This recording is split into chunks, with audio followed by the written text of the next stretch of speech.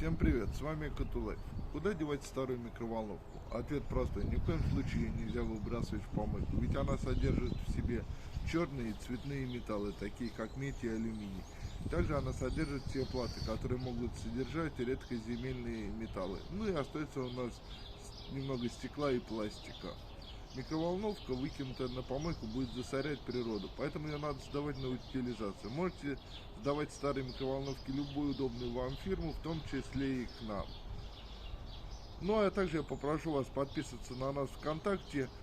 Ссылка будет либо в описании, либо в закрепленном комментарии к ролику. Всем привет и до новых встреч!